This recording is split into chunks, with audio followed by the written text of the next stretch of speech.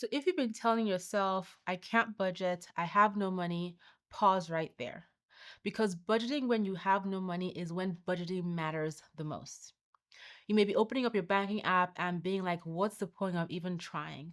But let me tell you, there is a point.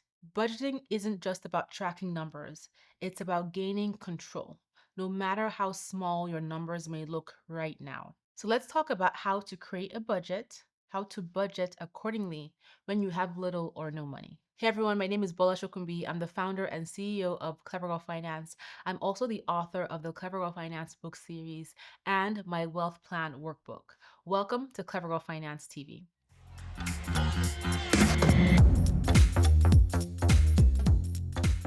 So today I want to walk you through how to create a budget, how to budget effectively, even if you're working with zero.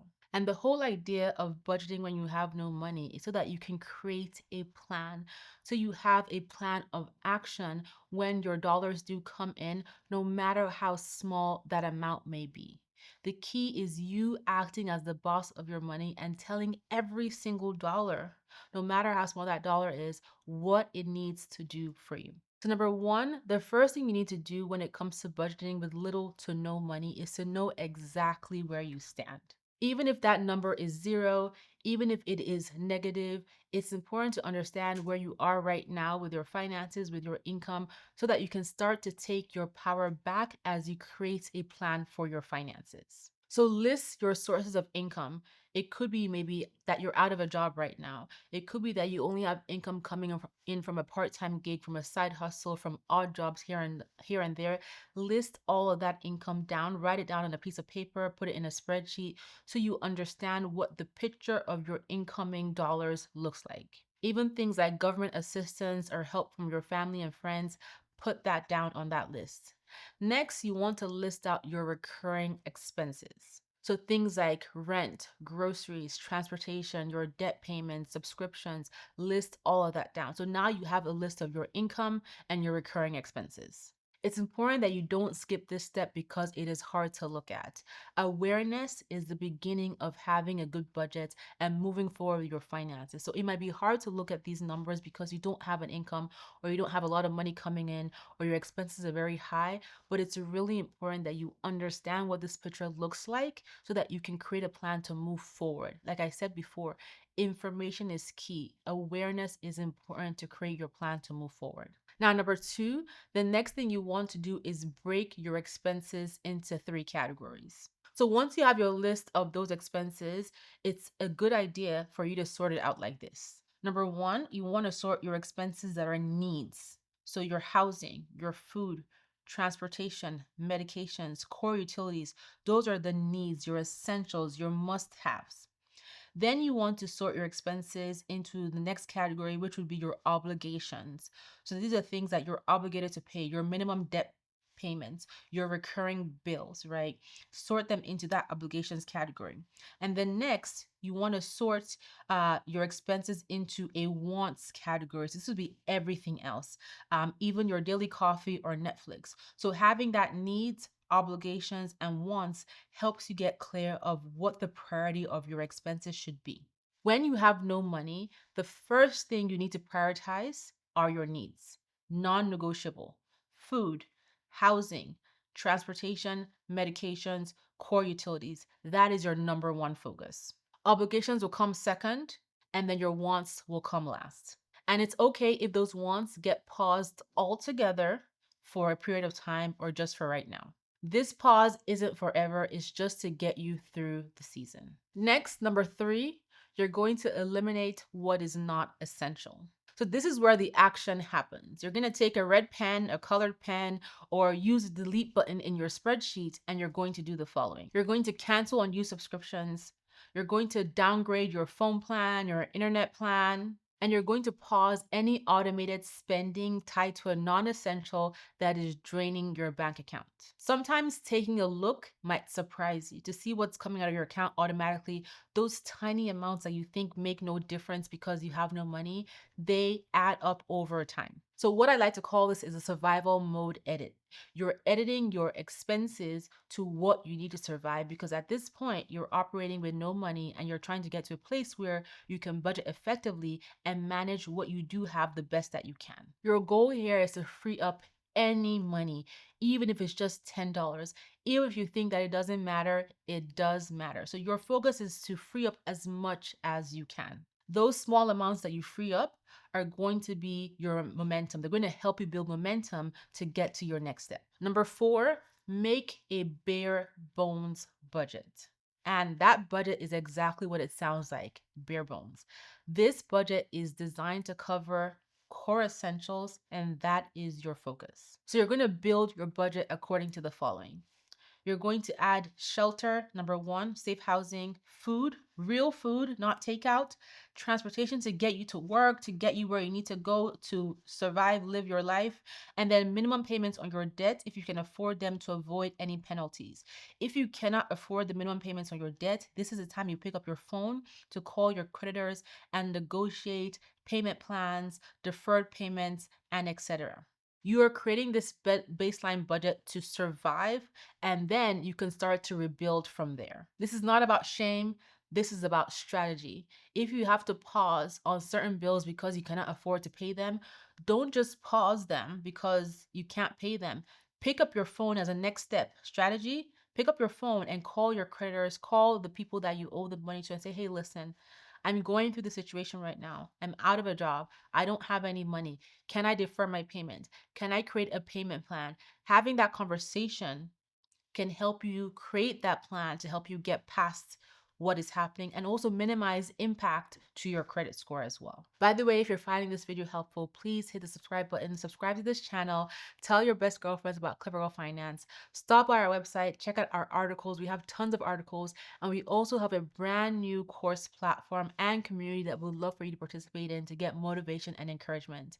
You can also check out the Clever Girls Know podcast, where I interview women on different topics from entrepreneurship, finances, investing, business, starting over, and so much more. And then be sure to check out the Clever Girl Finance book series. You can find this everywhere books are sold. You can also ask your local library to order them as well. Okay, let's get back to the video. Number 5. Next, you're going to start tracking every single penny, every single dollar that comes in. So when you have little to no money, every dollar that you have coming in has to work extra hard. Whether it is birthday money, a refund, money from a side hustle, money from selling things in your kitchen closets, your garage, your attic, your basement, every one of those dollars counts, and you want to track them with a microscope. The last thing you want to do is let those dollars slip through the cracks because you think that they're too small to matter. Like I said earlier, every single dollar matters. So get a tracking spreadsheet, get an app, go to your smartphone, look for the different budgeting apps. There are many free ones. Find one that you like, and then start tracking every single dollar that comes in. Track your inflow and your outflow like your future depends on it, and this is because it does. You are getting crystal clear and deeply focused on what the money you have coming in is, and also what the money you have going out is as well. Now, number 6, the next thing you want to do is focus on increasing your income, not just cutting back. Listen, you are going to get to a point where you have cut back everything you can possibly be cut back, and there's nothing left for you to cut back, right? And so the next step for you to take is to focus on bringing in additional income. What can you do to bring more money into your bank account? Can you sell things that you own, but you no longer need or use? Can you offer a service online or in your neighborhood? Can you pick up short-term gigs or freelance work? What can you do to bring in extra cash? And keep in mind that there's no shame in your game right now. You are in survival mode. You are trying to budget without any money. And so what can you do to bring in that extra cash? Forget about what people are going to think about you. Forget about what people are going to say for you. If you can build the time into your schedule, whether it's doing food delivery, driving, etc. If you can build that time into your schedule, if you have the time, it's time to figure out and get creative at what you can do to bring in that extra income. It's all about resourcefulness. What you have to do to bring in the money does not have to be permanent, right? But the key is getting yourself back on your feet so you are able to budget with that money. Number seven, give every single dollar you bring in a job, even if it's just a single dollar, even if it's just $5. So let's say you manage to find 25 extra dollars this week, right? Don't just let it do whatever. Give every single one of those $25 a job to do. It could be, for example, you put $10 of that $25 to groceries. You put $5 to your emergency fund. And then you put $10 towards paying down a bill. So basically, you've given that $25 a job to do for you. It is a small amount, but you're being intentional about where that money goes. Groceries, savings, and then paying a bill. Versus you just saying, oh my God, it's only $25. You know what? Let it do whatever. Let's buy some pizza. And then it just disappears. Intention is so key. Giving every dollar a job for you when you're in this space where you have little to no money is so important, and it adds up. That's $5 more than you had in your emergency savings yesterday. That's $10 more that you can put towards food for your household than you had yesterday.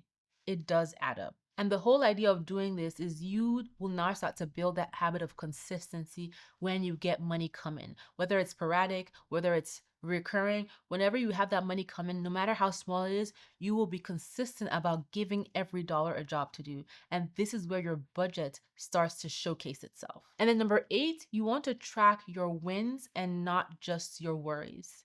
It can be very difficult to navigate managing finances, living life, surviving when you have little to no money. Budgeting when you have no money can be very discouraging. However, it is important to track the wins that you make as you navigate this real life budget. So if you canceled that $12 subscription, that is a win. If you chose to eat at home instead of ordering takeout, that is a win. And if you made an extra $50, you made an extra $100 doing a side job, selling things in your kitchen, clothes you haven't worn, selling things in your garage, that is a win. Celebrate those wins because that is you making intentional progress. These are signs of growth, and those small wins will help you build a new money story over time. So yes, you can start to budget even if you have no money. Your budget is you creating a plan for what you want your dollars to do for you.